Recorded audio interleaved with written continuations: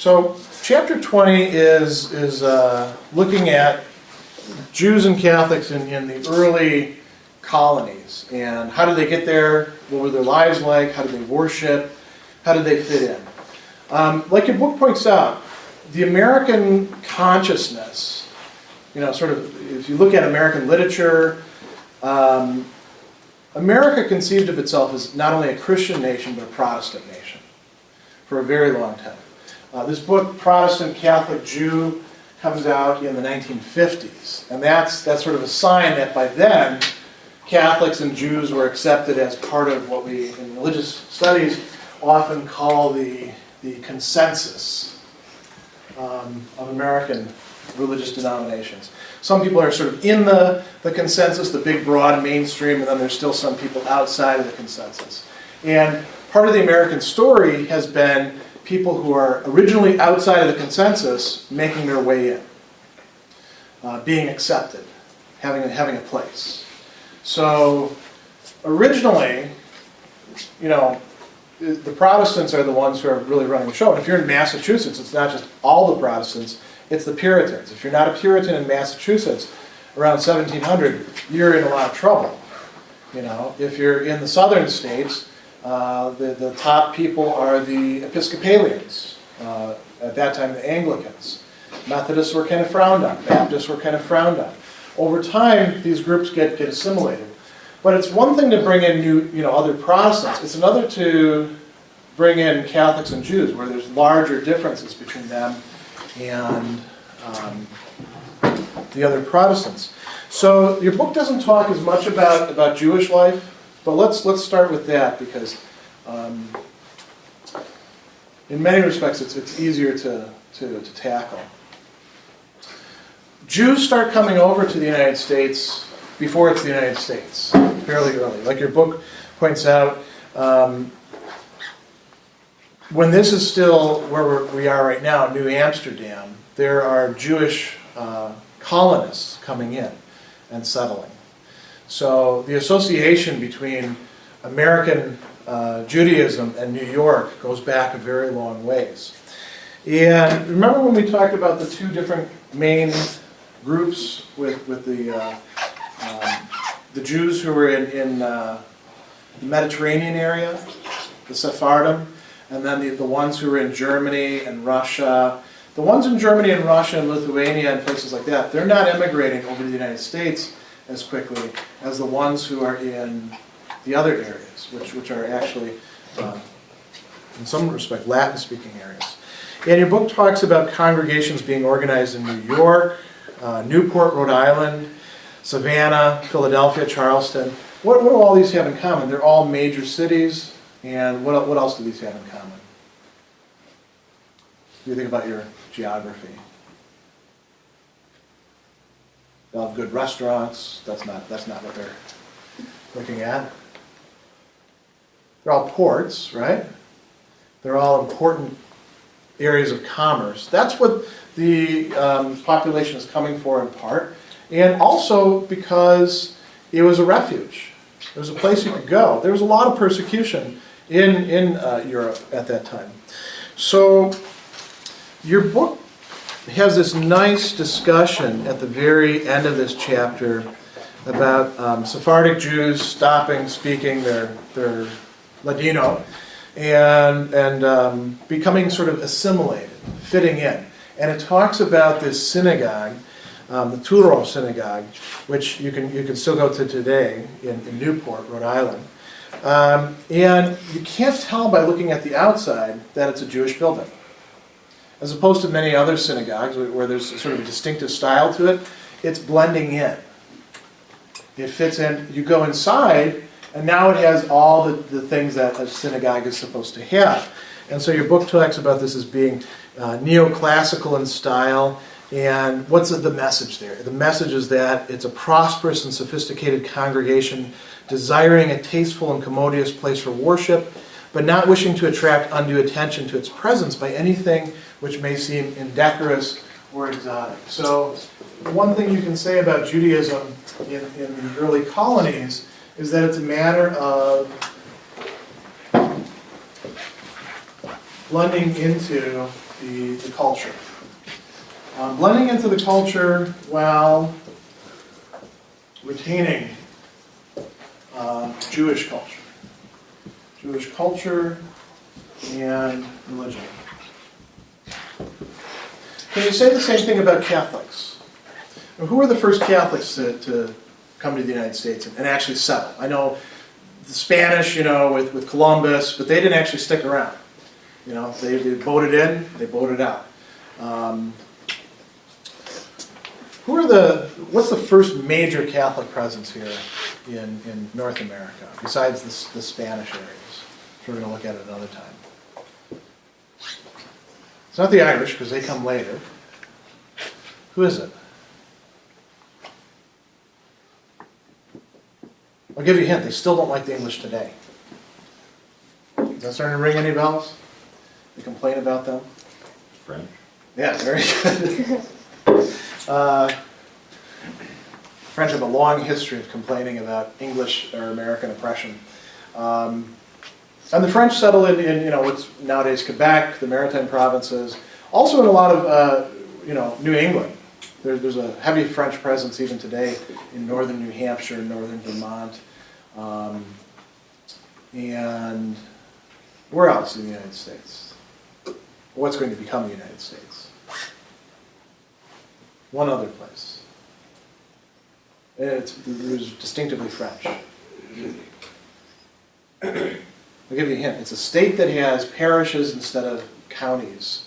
Yeah. Louisiana. Yeah, Louisiana, in part because of New Orleans, and then in part because of what's essentially some ethnic cleansing that takes place, where they force the Acadians out of Acadia down into Louisiana, where they become the Cajuns. Now, they're all going to be Catholic. Now, how Catholic are they? That kind of varies. Some people are more devout, some people are less devout.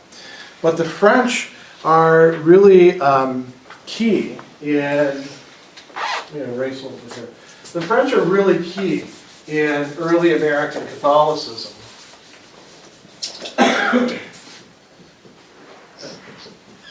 Catholics. So you have the French up in what's nowadays Quebec and New England.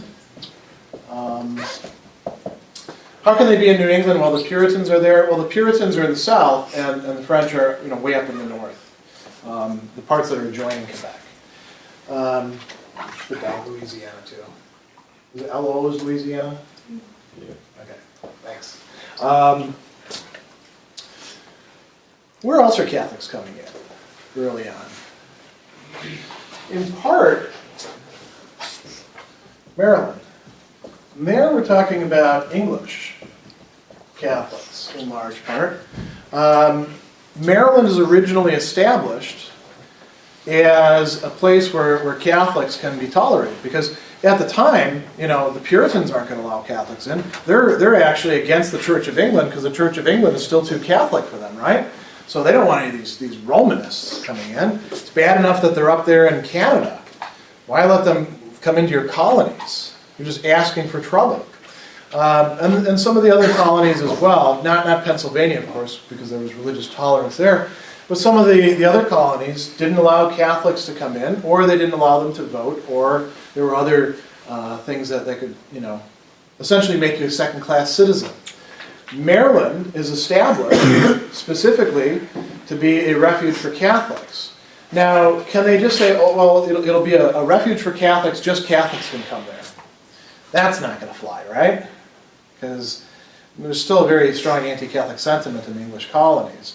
So they had to allow toleration to everybody. And eventually it's overturned. And Catholics actually wind up losing some of those rights for a while in Maryland.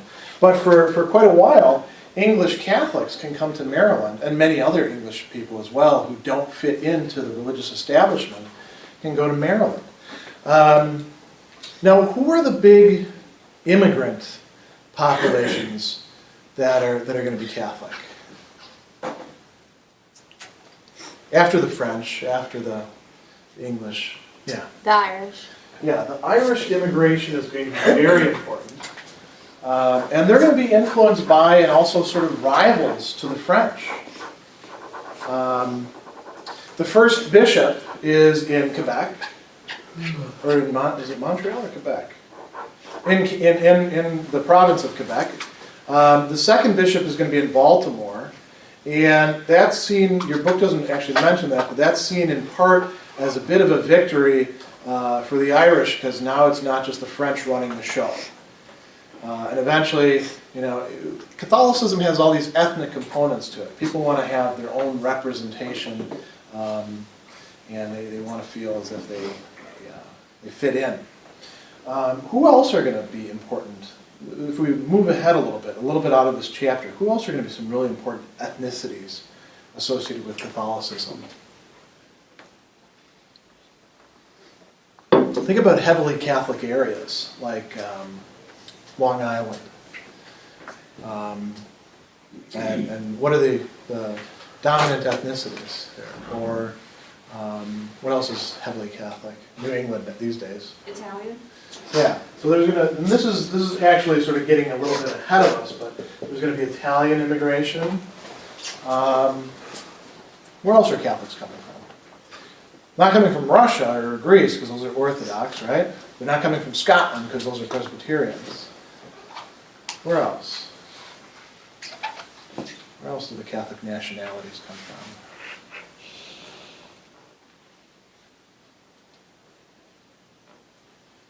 A few major spots.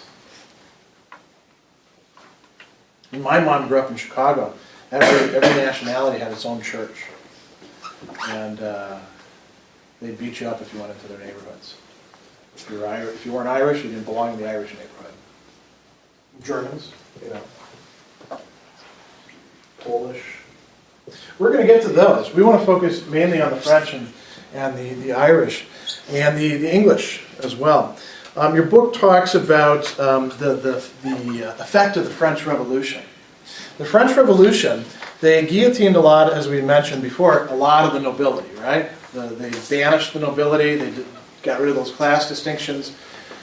Who else was the French Revolution directed against, historically? Do you remember? The nobility was the first estate, the third estate was everybody else, and then the second estate was the church, the clergy. The French Revolution was intensely anti-clerical, so a lot of French Catholics had to get out of town because it wasn't safe to be Catholic, especially if you were a priest or a monk or a brother or a nun or a sister. A lot of those religious orders ended up, taking a much greater role in America because the French Revolution kind of pushed them out. And then there were some orders that actually began after the Revolution and came to America, in part because of the importance of the French. And then there were some orders that actually started here in America. It talks about the Sisters of Charity, for example. That was a distinctively American religious order within the Catholic Church. Your book also tells you a little bit about this guy, John Carroll. And he's important, not just as a single figure, and because he's, a bishop of Baltimore. He's important because he represents something. And so this is sort of what we're going to close with. And it has to do with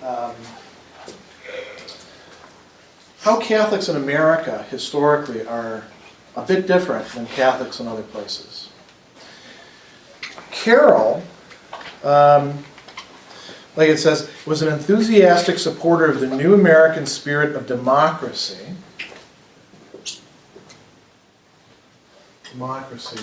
and church-state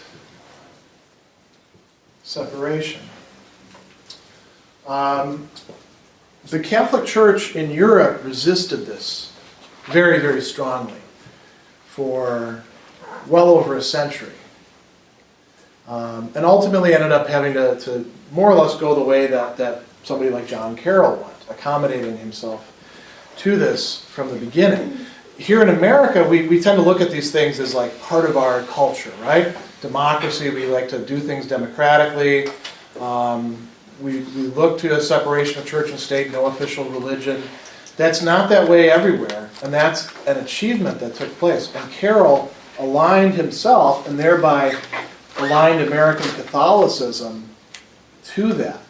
So you don't have the Catholic Church trying to take over and becoming the state or anything like that once the Catholic population is pretty large. Carroll also, like the book pointed out, decided to make his cathedral sort of like that Jewish synagogue, something that would fit in. So let's put down the word again, assimilation. Assimilation to the culture, fitting in. Carroll's important because without compromising being Catholic, this is the route that he's charting out for American Catholicism. You know, because if you're the bishop, you have a lot of power. You have a lot of capacity to set the agenda in a church that's very hierarchical, right? So that's what we're going to close with.